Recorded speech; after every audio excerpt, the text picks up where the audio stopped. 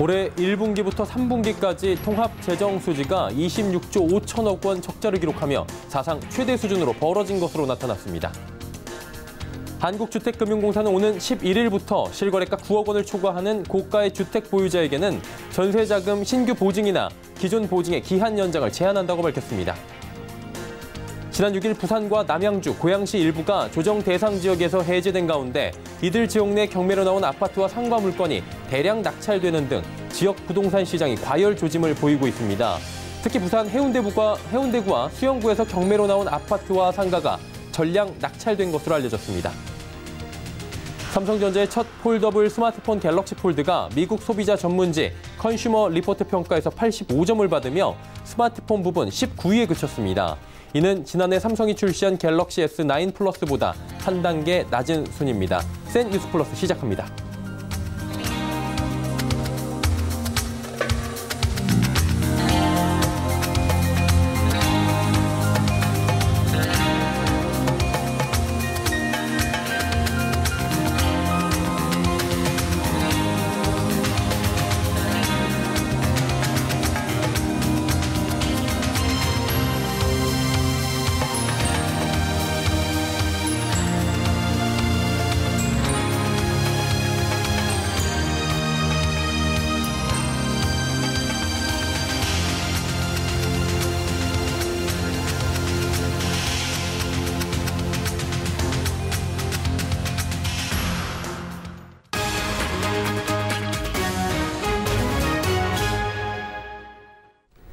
시청자 여러분 안녕하십니까? 센 뉴스 플러스 서정덕입니다. 올해 1분기에서 3분기까지 통합 재정 수지가 26조 5천억 원 적자를 기록하며 사상 최대 수준으로 벌어졌습니다.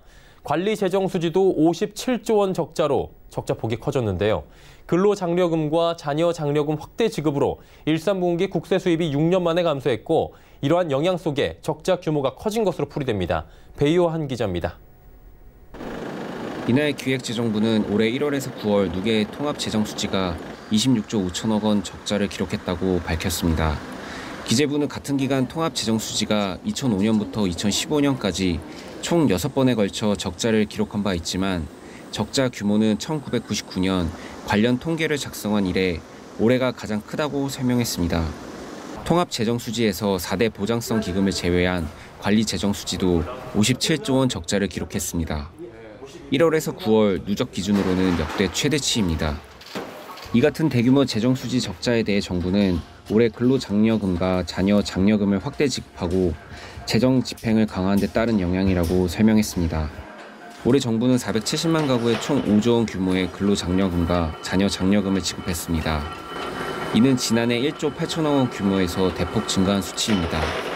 기재부에 따르면 1월에서 9월 누계 기준 국세 수입은 작년 같은 기간보다 5조 6천억 원 줄어든 228조 1천억 원을 기록했습니다. 같은 기간 국세 수입이 감소한 것은 2013년도 이후 처음입니다. 총 지출은 386조 원으로 지난해 동기보다 40조 9천억 원 증가했습니다. 다만 세외 수입과 기금 수입까지 포함한 총 수입은 3천억 원 늘어난 359조 5천억 원으로 집계됐습니다. 서울경제TV 배우환입니다. 한국주택금융공사는 오는 11일부터 실거래가 9억 원을 초과하는 고가 주택 보유자에게는 전세자금 신규 보증이나 기존 보증의 기한 연장을 제한한다고 밝혔습니다. 공적 보증 전세 대출을 활용한 갭 투자를 막고 실수요자가 지원받을 수 있게 한 조치입니다. 이미 전세자금 보증을 이용하고 있다면 11일 이후에라도 기한을 연장할 수 있습니다. 다만 11일 이후에 새로 취득한 주택이 9억 원을 초과한다면 1회에 한해서만 기한 연장이 가능합니다. 그 이후에는 해당 주택을 처분하거나 전세자금 대출을 모두 상환해야 합니다. 생활 여건을 반영한 예외도 마련됐습니다. 9억 원 초과 주택을 보유한 1주택자라도 직장 이전이나 자녀 교육, 질병 치료, 또 부모 봉양 등의 이유로 불가피하게 전세가 필요하고 부부 합산 연소득이 1억 원 이하이면 전세자금 보증을 이용할 수 있습니다. 지난 6일 부산과 남양주, 고양시 일부가 조정 대상 지역에서 해제된 가운데 이들 지역 내 경매로 나온 아파트와 상가 물건이 대량 낙찰되는 등 지역 부동산 시장이 과열 조짐을 보이고 있다고 합니다. 특히 부산 해운대구와 수영구에서 경매로 나온 아파트와 상가가 전량 낙찰됐습니다. 경매 정보업체 지지옥션에 따르면 어제 부산지법 동부지원에서 경매로 나온 부동산 26건 가운데 어제 조정 대상 지역에서 풀린 해운대구와 수영구의 부동산 12건 모두 낙찰됐습니다. 지지옥션 측은 모두 한 번 이상 유찰 이력이 있던 것들인데 전부 팔린 것을 보면 조정 대상 지역 해제로 인한 가격 상승 기대감이 반영된 것 같다고 설명했습니다. 삼성전자의 첫 폴더블 스마트폰 갤럭시 폴드가 미국 소비자 전문지 컨슈머 리포트 평가에서 85점을 받으며 스마트폰 부분 19위에 그쳤습니다. 이는 지난해 삼성이 출시한 갤럭시 S9 플러스보다도 한 단계가 낮은 순입니다. 일단 스마트폰의 두께가 두껍고 무게가 276g으로 무겁다는 점과 내구성이 약한 점이 단점으로 꼽혔습니다.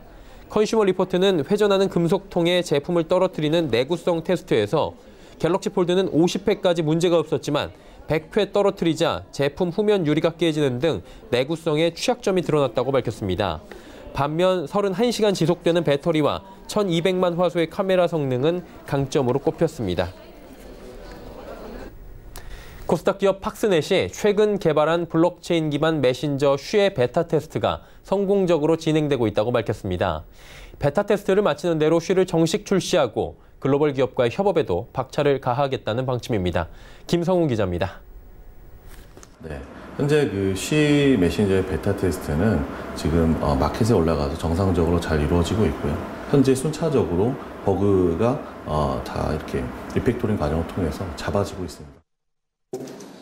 최근 블록체인 기업으로 변신한 팍스넷이 지난 8월 공개한 블록체인 기반 메신저 쉬의 베타 테스트 현황에 대해 밝혔습니다. 쉬 메신저의 경우 타 메신저와의 차별화를 위해 보안성을 강화한 새로운 기능 등을 담은 만큼 베타 테스트를 통한 사용자의 피드백과 버그 해결이 매우 중요하다는 설명입니다. 쉬는 팍스넷이 독자적으로 개발한 블록체인 메신저입니다. 팍스넷은 올해 초 블록체인 기업으로의 전환을 선포한 후 암호화폐 거래소 사업 등을 추진한 바 있습니다. 하지만 암호화폐 사업에 대한 인식과 법규, 업황 등을 고려해 거래소 사업보다는 블록체인 기술을 활용한 사업에 더욱 초점을 맞췄고 그 결과 탄생한 것이 메신저 쉬입니다. 어떤 모토는 좀 더 확실하고 안전한 방법으로 기술 개발에 임하자. 이것이 좀 더 투자자들 보호하는 것이 아니겠느냐라는 생각으로 어떤 그 기술 자체에 중점을 두고 블록체인 기술을 키워나가는 그런 글로벌 기업이 되기 위해서 현재도 노력하고 있습니다. 쉬는 채팅방 퇴장과 함께 모든 데이터들이 삭제되는 시크릿 채팅, 원하는 패턴으로 암호화가 가능한 핑거 액션 등 보안에 특화된 기능 등을 갖고 있습니다. 고성웅 팍스넷 대표는 3개월로 잡았던 베타 테스트가 예상보다 빠르게 이루어지고 있기 때문에 메신저 쉬의 공식 출시도 머지않았다고 말했습니다. 블록체인이라는 것이 아직 시장에 완성도가 어느 누가 100점이다라고 말할 수 있는 기준이 없기 때문에 저희가 먼저 과감하게 소스를 오픈해서 시장의 반응을 평가를 보고 그때부터 할 수도 있습니다. 그래서 지금 엔지니어들과 상의를 하고 있고 곧 정식 출시를 할 수 있을 것으로 기대하고 있습니다. 팍스넷은 쉬 메신저 개발 마무리에 박차를 가하는 한편 668만 명에 이르는 기존 금융정보 포털 회원이 쉬 메신저를 이용하도록 장려할 방침입니다. 특히 휴면 고객 복귀 이벤트 등을 통해 쉬 메신저의 이용자 수를 빠르게 늘릴 계획입니다. 팍스넷은 앞으로 쉬 메신저 이용자 1000만 명 유입을 목표로 적극적인 마케팅과 메신저 기능 향상에 박차를 가할 계획입니다. 서울경제TV 김성훈입니다.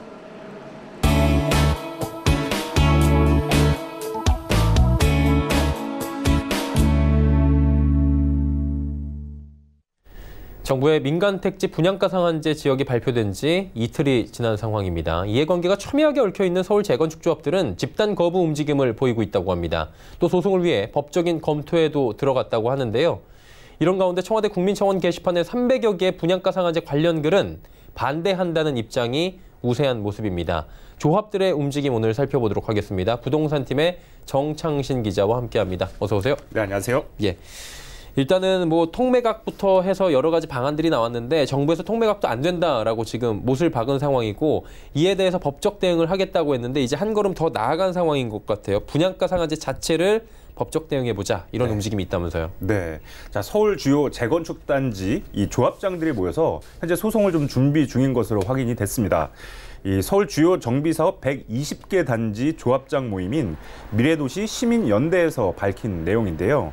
자, 오늘 김구철 미래도시 시민연대 조합 경영지원단장과 좀 통화를 해보니까 지금 변호사들에게 좀 자문을 받고 있다 이렇게 설명을 좀 했고요. 또 실질적으로 분상제로 인해서 피해보는 걸 좀 입증하는 데 어려움이 좀 있다. 그래서 법적인 검토를 지금 하고 있는 것이고 검토가 끝나면 소송으로 갈 수 있다. 이렇게 말을 했습니다. 네. 분양가 상한제가 핀셋 규제이기 때문에 동별로 지금 움직임이 좀 다르게 나타나고 있다고 하고요. 그러다 보니까 일반 분양으로 좀 서두를지 아니면 좀 두고 볼지 움직임들도 좀 셈법이 복잡할 것 같은데 어떻습니까? 네, 말씀하신 대로 재건축 사업 추진 단계가 이 단지마다 좀 다르다 보니까 각 단지에 맞는 해법 찾기가 좀 한창인데요. 자, 서울 강남구에 있는 개포주공 4단지 같은 경우에는 좀 보면 이주와 철거가 지금 마무리 단계라 연말 분양이 좀 가능한 상황이고요. 그렇다 보니까 분양가 상한제를 적용받기 전에 일반 분양을 서두를 걸로 좀 관측이 되고 있습니다. 예. 또 서초구에 있는 반포주공 1단지, 여기는 1, 2, 4주구 단지 얘기인데 이 조합원 간에 지금 소송이 걸렸어요. 그래서 이 당초에는 이달부터 이주할 계획이었지만 현재 스톱된 상태고요. 또 언제 일반 분양에 들어갈지 불투명한 상황이기 때문에 이 분양가 상한제 적용을 받게 될 거다. 이런 분석들이 좀 나오고 있습니다. 또 개포주공 1단지 같은 경우에는 다음 달 철거에 들어갈 예정인데요. 좀 일정이 빠듯하죠. 내년 4월까지는 입주자 모집을 해야 되니까. 그래서 상한제 적용을 좀 어쩌면 피하기 어려울 수도 있다. 이런 목소리가 좀 솔솔 나오고 있습니다. 예. 자, 일부 조합은 아까 우리 앵커가 얘기했듯이 일반 분양분을 임대사업자에게 통째로 매각하는, 그러니까 통분양 방법도 추진을 하고 있고요. 그다음에 80% 정도 아파트를 지은 뒤에 분양하는 이 후분양을 고민하고 있는 모습도 감지되고 있습니다. 예. 지어놓고 후분양 때까지 시간을 일단 벌어보자 이런 움직임도 있고 지금 다양한 방안들이 나오고 있는 건데 그러다 보니까 국민신문고 역할을 하고 있는 청와대 국민청원 게시판 이 찬반 의견으로 굉장히 도배가 됐다고 하더라고요. 네, 오늘 좀 살펴보니까요. 예. 오늘 기준으로 이 청와대 국민청원 게시판에 이 분양가 상한제 관련 글을 좀 확인해 보니 300여 건 수준으로 검색이 됐습니다. 이 상한제 도입 목소리가 나온 지난 6월부터 본격적으로 좀 글이 올라오는 모습인데요. 이 상한제를 반대한다는 내용이 우세한 상황입니다. 예. 자, 청원 글이 좀 많다 보니까 청원 인원수는 좀 분산되는 모습이었고요. 또 실제로 지난달 23일 올라온 이 분양가 상한제 적용 반대 및 유예기간 연장 탄원 이 글을 보면 오늘 기준으로 청원 인원이 2,200여 명, 이 정도 수준으로 나타났습니다. 또 이외에도 분양가 상한제는 재산권 침해다, 또 분양가 상한제 추진 중지, 이런 글들의 수천 건의 청원을 받고 있는 모습입니다. 예, 이게 20만 건인가의 동의를 받아야 청와대가 의무적으로 좀 그렇죠. 답변을 하는 것으로 네. 알려져 있는데 그 부분은 조금 아직까지는 좀 어려울 것 같고요. 어쨌든 간에 반대하는 지금 부분에 있어서 집단 행동이 좀 가시화될 계획이라고 하는데 집회라도 좀 앞으로 있는 겁니까? 네. 자, 당장 다음 달에 이 재건축 재개발 조합 모임인 미래도시 시민연대와 주거환경연합이 이제 상한제 등 정부의 정비사업 부동산 규제에 반발을 해서 이 전국 단위 걸기 대회를 좀 준비 중인 것으로 알려졌습니다. 자, 김구철 단장은 분상제만 가지고 투쟁하는 건 좀 역풍을 맞을 수도 있고 또 힘이 분산될 수도 있으니까 10대 악법을 정해서 제도 개선 규제 개혁으로 간다 이렇게 설명을 했고요. 현재 서울 지역 외에도 경기도 광명이나 대구, 부산 또 광주 등에서 동참하고 있다. 현지 분위기를 좀 전했습니다. 네. 분양가 상한제가 지금 시행된 지 이틀째인데요. 벌써부터 잡음이 좀 나오고 있는 상황입니다. 조합의 거부 움직임들이 나타나고 있다는 소식 부동산팀의 정창신 기자와 이야기 나눠봤습니다. 고맙습니다. 네.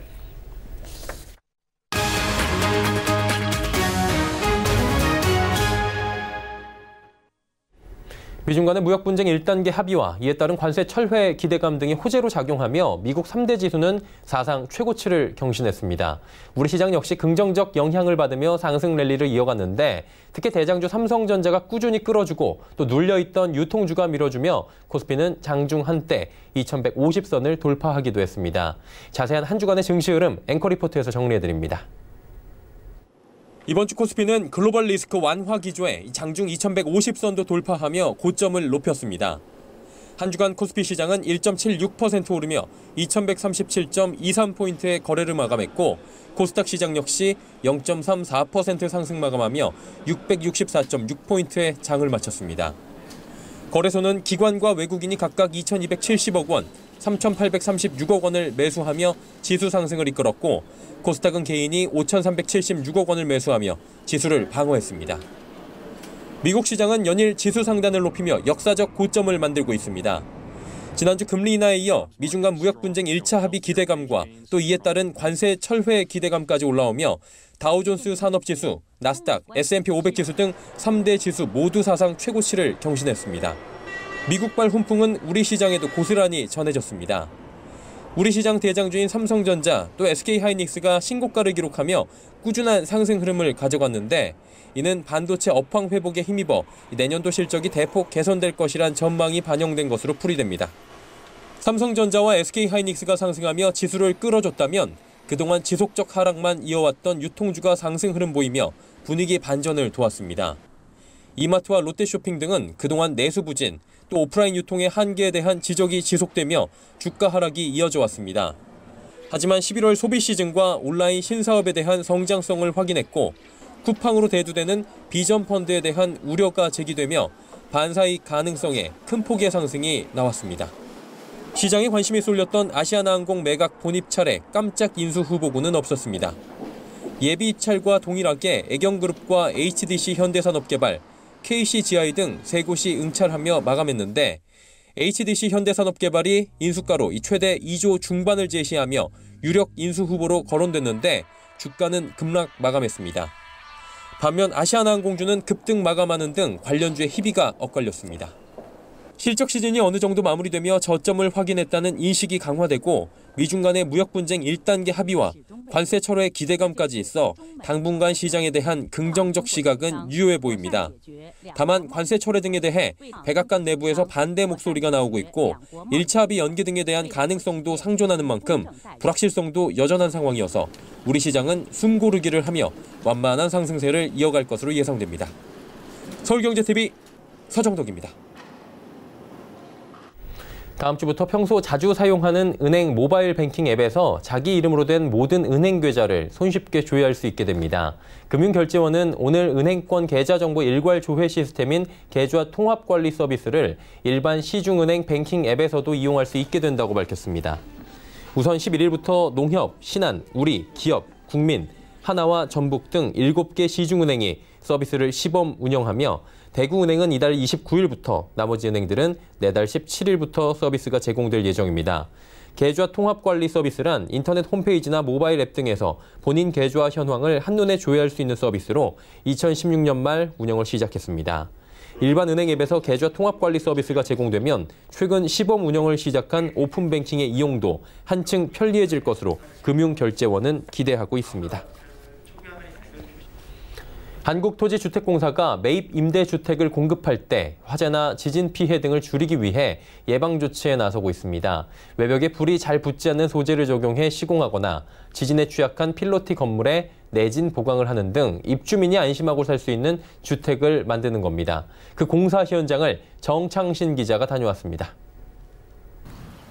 경기도 용인 처인구의 한 다세대 주택. 8가구가 살고 있는 이 주택은 외벽 화재 확산 방지 공사가 한창입니다.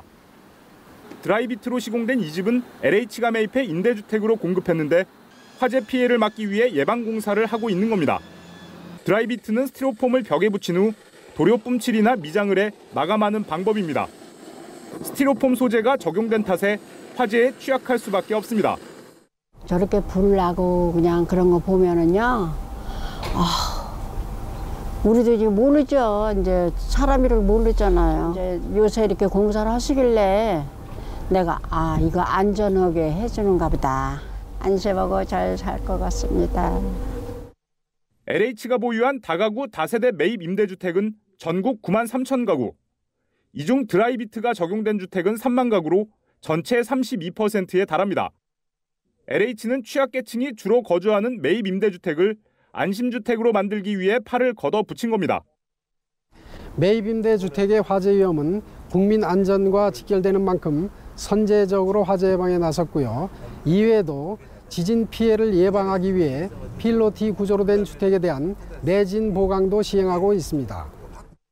LH는 내년까지 자체 예산 1,688억 원을 투입해 기존 주택의 외벽 드라이비트 교체와 필로티 내진 보강, 자동 소화 장치와 주방 가스 타이머 콕 설치 등 화재와 지진 피해에 대비한다는 계획입니다.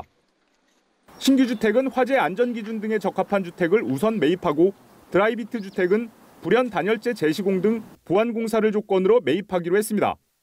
서울경제TV 정창신입니다.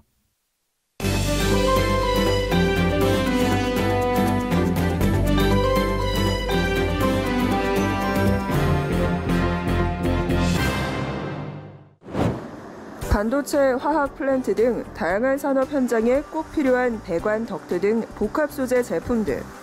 화학약품에 부식되지 않아야 하고 화재에 얼마나 잘 견딜 수 있는지 등 사용되는 소재가 상당히 중요한데요.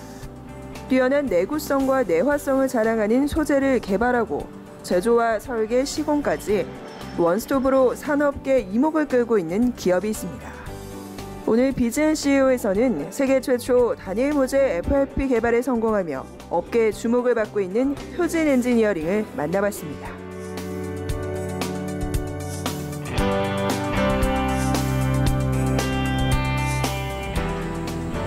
효진 엔지니어링은 FRP와 PVC 소재를 활용해 덕트, 스크러버 등의 제품을 생산하고 시공하는 전문 기업입니다. 내구성과 내화성이 뛰어난 소재를 개발해 방제 인프라 사업에 앞장서고 있습니다. 화재가 발생할 수 있는 각종 제조회사의 재해를 막기 위해서 저희 회사는 특수 복합 소재를 가지고 포트폴리오를 구성하여 산업 현장에 화재 사고로부터 안전한 사업장을 만든다는 의미의 인프라. 왼쪽은 순식간에 불길이 번져 활활 타오릅니다. 금세 검은 연기를 자욱하게 내뿜습니다. 소화기로 진화에 나서지만 불길이 쉽사리 잡히질 않습니다. 반면 오른쪽 제품은 불길이 주변으로 번지지 않고 잡힙니다. 스스로 소화성을 띈 소재 덕분에 자연적으로 불길이 잡힌 겁니다. 이는 강화 플라스틱 FRP 화염 테스트 영상입니다. 실제 불이 났다고 가정한다면 왼쪽 제품은 주변으로 불길이 옮겨붙어 금세 큰 화재로 번졌겠죠. 왼쪽은 일반 FRP 제품이고 오른쪽은 효진 엔지니어링이 새롭게 개발한 단일 모재 FRP 제품입니다.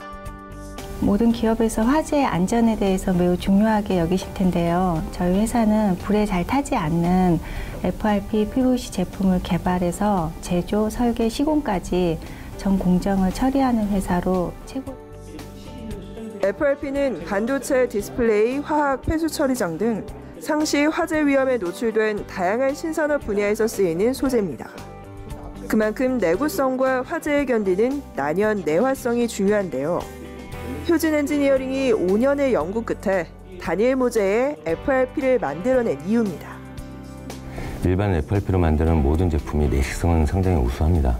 하지만 화재에 많은 취약점들이 있어서 모든 FRP 제품들은 화재 위험성을 안고 있습니다. 하지만 저희 FM FRP 단일 모재로 되어 있는 제품은 기존 갖고 있는 일반 FRP의 내식성, 내화학성 이런 것들은 기본으로 갖고 있고 화재에도 견딜 수 있는 장점이 있기 때문에.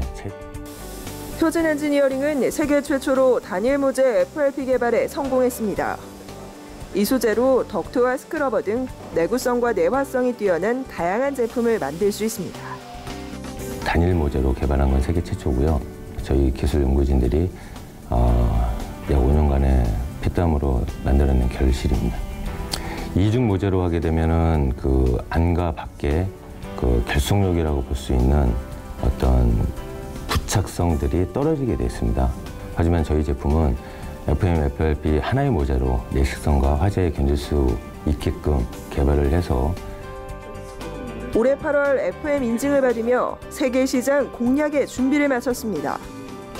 FM은 미국 화재보험사인 FM 글로벌이 운영하는 방화 관련 테스트 시험 기관입니다. 공장 관련 분야의 손실 방지를 위한 보험, 시험 인증을 취급하는데 FM 인증은 품질 인증의 척도로 평가됩니다. 단일 모재 FRP 재질로 FM30를 득했습니다. 현재 시판 중인 FRP 재질로 FM30를 득한 제품은 모두가 이종 모재로 되어 있습니다. 그 동남아 및 미주를 중점적으로 공략하고자 하고 있습니다. FM, FRP 매출은 현재 내년도에 저희들이 약 1,000억 정도를 예상하고 있습니다. 효진 엔지니어링은 지난해 550억 원의 매출을 올리며 성공 가도를 달리고 있습니다. 기존 삼성전자, SK하이닉스 등 반도체 공정 쪽을 중심으로 영역을 확장해왔습니다. 세계 최초 단일 모재 FRP 개발에 성공한 만큼 시장 다변화를 꾀하고 있습니다. 조선업, 건축업 등 화재 안전성이 부각되고 있는 산업을 중심으로 영역을 확대한다는 계획입니다. 단일 모재로 승인을 받은 FM, FRP로 현재 조선업, 반도체, 일반 건설 현장에 적용을 지금 계획 중에 있습니다. 예를 들어 일반 저희 FM, FRP로 조선업에 적용을 하고자 하면 일반 철보다 비중이 약 5분의 1 정도 경량화가 지금 되어 있기 때문에 많은 조선업에 적용이 가능하리라고 생각하고 있습니다. 앞서 일본에서 전량 수입했던 PVC 소재 국산화를 이끌며 발전을 거듭한 효진 엔지니어링. 한 단계 더 나아가 세계 최초 단일 모재 FRP 소재 개발을 통해 세계 시장으로 바쁜 걸음을 재촉하고 있습니다. 서울경제TV 김혜영입니다.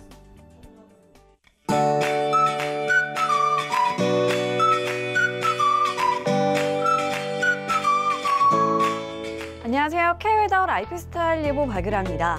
오늘은 겨울의 시작을 알리는 절기 입동이었는데요. 절기에 걸맞게 오늘 아침 반짝 추위가 찾아왔습니다. 서울의 기온이 1.1도로 올가을 들어 가장 추웠고요. 첫 얼음이 관측되기도 했는데요. 낮에는 기온이 10도 이상 크게 올랐지만 13도 선에 머무는 등 종일 쌀쌀함이 감돌았습니다. 주말이 내일 아침까지도 평년 수준을 밑돌며 춥겠지만 낮부터는 예년 이맘때 기온을 회복하면서 추위가 차츰 누그러질 것으로 보이는데요. 서울의 낮 기온 15도 안팎까지 오르겠습니다. 내일 전국 하늘이 대체로 맑겠습니다. 다만 강원 영동은 낮 한때 5mm 미만의 비가 조금 오겠고요. 일요일에는 차츰 흐려져 강원도와 경상도를 제외한 전국에서 비 소식이 있을 것으로 보입니다.